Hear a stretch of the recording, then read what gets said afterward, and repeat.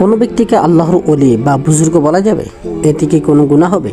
কাউকে যদি বলি এই ব্যক্তি আল্লাহর ওলি, মাশাআল্লাহ আল্লাহর বুজুর্গ ব্যক্তি, এতে কি কোনো গুনাহ হবে? শরীয়তে গিয়ে এতে কোনো নিষেধাজ্ঞা রয়েছে?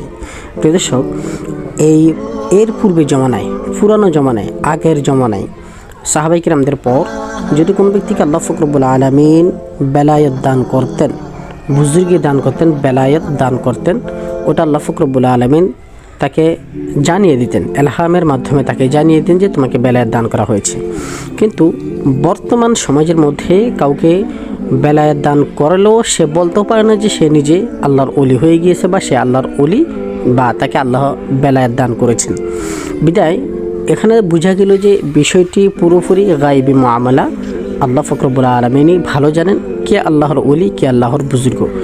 বিদায় কোনো ব্যক্তিকে আমি যদি সরাসরি বলি এই ব্যক্তি আল্লাহর ওলি বা আল্লাহর বুজুর্গ, এটা বলাটা ঠিক হবে না। এটা শরীয়তে দৃষ্টিতে এটা নিষেধ রয়েছে। কেননা কে আল্লাহর ওলি, কে আল্লাহর ওলি না, এটা আল্লাহ পাক রব্বুল আলামিন ভালো জানেন। হ্যাঁ, যদি বিষয়টি এরকম হয়, ওই ব্যক্তির প্রকাশ্যে আমল ভালো, নেক আমল করে, হজ যাকাত করে, প্রকাশ্যে মানুষের সামনে কোনো গুনাহ করে না, প্রকাশ্যে মানুষের সামনে কোনো গুনাহ করে না, হ্যাঁ, সে আল্লাহর ওলি, সে আল্লাহর বুজুর্গ, এই হিসেবে আমি যদি কাউকে বলে থাকি, তাহলে এর দ্বারা গুনাহ হবে না, এর দ্বারা শরীয়তের নিষেধাজ্ঞা জারি আপনার আমার উপরে লাগবে না, হবে না।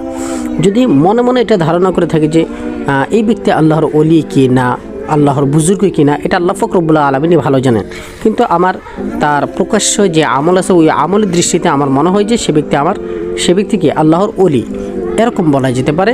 কেউ যদি জিজ্ঞাসা করে যে হ্যাঁ ভাই এই ব্যক্তি কেমন, হ্যাঁ এ আল্লাহর ওলি কি না, খারাপ মানুষ কিনা, এটা আমি জানি না, তবে আমার দৃষ্টিতে সে ব্যক্তি আল্লাহর ওলি, আল্লাহর বুজুর্গ, তার প্রকাশ্যে এরকম কোনো গুনাহ দেখি না যার দ্বারা আল্লাহ পাক রব্বুল আলামিন নারাজ হতে পারে। প্রিয় দর্শক, আশা করছি বিষয়টি বুঝতে পেরেছেন।